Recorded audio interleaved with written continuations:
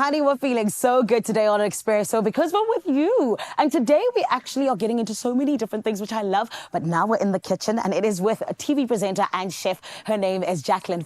And my friend, this morning, she's going to be taking us through a dish where we are recreating a dish that is from Italy that I'm so excited about. It is Pastiera Napoletana. I feel like I'm in Italia right now. Yes. Jaclyn, how are you, my Good love? morning. Thank you for the opportunity to be here. I'm very excited. Thank you, and you are beautiful. You are beautiful. Thank you. You are kind. Your food is also beautiful. Oh, I'm thank very you. excited for this. Okay. Yes. Talk to us about this beautiful dish because I definitely think that it is different to a lot of the other dishes. What makes it so unique? Okay, so Zanele, Pastiera Napoletana is nothing that we know. So it consists of a short crust pastry that you can pre-make. Yes. There's a few tips and tricks around it. And then it has a filling that's totally unique. It's bulgur wheat. It's something that we don't know. If I can show you, this is uncooked and this is the cooked version. So bulgur wheat is very much like rice. It doesn't taste like a lot, but to make it a Pastiera Napoletana, you add ricotta, you add citrus, and you bang it with flavor. Oh, wow. Put it into a short crust pastry tin. Yes. Put a lettuce on top, bake it, and then serve it with cappuccino or espresso. And ma'am, you got something that you've never known before, but that's something that's just phenomenal. Oh, so can I get going? Please. Oh, good. Okay. I'm very, very interested to see how, this turns out, especially with taste and everything. Because bulgur wheat, I think people use, particularly when, it's like a healthy dish or something like that. Yes. So, yes, for the health gods out there, we've done something healthy. And now we're going to add the rest. So to make the Pastiera Napoletana, like I told you, you start off by making the crust and then the filling. You cook bulgur wheat. And for this bulgur wheat to be cooked, you cook it with milk. I have the recipe on the Expresso show. Mzansi can just go and watch it there and get some feel-good vibes while they do it. And then you add ricotta. So for this filling, ricotta is then the start. Like I said, that's very much Italian. And then eggs to bind it. So eggs is 3 eggs, 450 grams of ricotta. And we've got some lacquer sugar coming up. And then the flavors. So this is candied citron. And this is where it becomes all citrusy. And this pie is from Naples in Italy.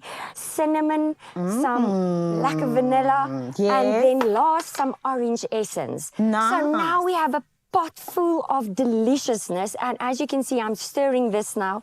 Can I try and stir for you? Please, I feel like you've been doing so much like hard work. There's one tip to it. You go from the outside. From the outside to the inside. So it's like this. Yes. Am I right with this? Yes, you're doing excellent, Zanele. So I always tell people I only cook once a year. And this is today. Thank you. Loving it. So today I'm trying. How am I doing, Fantastic. Jaclyn? Are you I'm very proud of you. Are you not just saying that? Can you almost taste the end result? I can. I was about to say this is such a delicious, strong smell. It smells like heaven. Absolutely. It smells like my granny's house. The citrus, the cinnamon, the orange. It's just marrying and it's becoming beautiful flavors. For this tart, normally they make it over Easter. Yes. So then they say they do it on Easter Friday. Okay. And once you've made the filling, you paste it in, and then you can put it in your oven.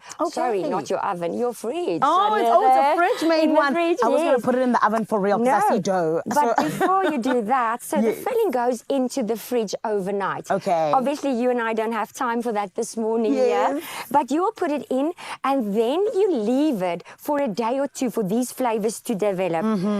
If you know anything like you of cooking, you know that flavors needs to marry, and this is a beautiful marriage that's being made. It smells amazing. Amazing, isn't it? So now, like I say to you, what we then finally do is we'll make a topping or a lattice. It comes from Naples. It resembles the streets of Naples, and that's why you simply make this beautiful lattice.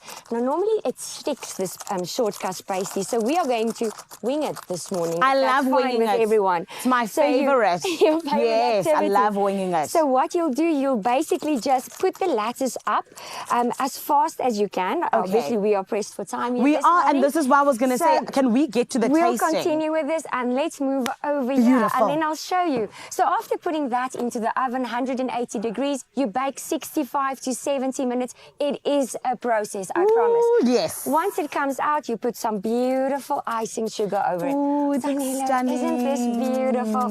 I wish you and I were in Naples. I know. Citrus clothing, going to the streets for some shopping, but I offer you a piece of Pastiera Napoletana. This is so exciting. And a nice cup of coffee. I thank you. It looks beautiful. Thank you, my gorgeous. And do you know how much I love Italy? It's literally, Rome is my favorite place in the world. Okay, so this, okay. I feel like I'm back in Italy now. Yes, I love it. This Oh, is thank you. incredible. Okay, so would you say this is one of your favorite dishes? Well, it obviously opened my mind in terms of Italian desserts because it's not typical. It's not tiramisu, it's not biscotti. Do you feel the taste? You taste it. The texture is different. It's something that you've never done before, eaten before. This is such a delicious dessert. Thank you. Oh You're my very goodness. kind. Thank you, thank you, thank you. And can I ask you, in terms of the pastry dough, how do you get it to be, 100% correct like Okay, this? so that is quite a process. YouTube is a wonderful friend because we don't have time this morning to show everyone. But basically working with cold butter, good, cold butter, blending it in a pulser. Yes. And then once the dough comes together, you basically just cling wrap it, push it kind of nicely together like I showed you here. And then you leave it Yes. overnight in the fridge. Take it out a Beautiful. half an hour before you use it and ta-da, you have beautiful buff pastry, shortcut pastry. I It's love like that. it. I love Jaclyn. Oh, thank She you. makes amazing food and she tells us how to make it. Okay, this is amazing. And of course, Expresso family, you know that you can get all of the details you need on expressoshow.com. But my friend, I need to eat more of this. So, Raul, I'm going to let you take over while I chat to Jaclyn some more. Raul, what's going on? Thank you.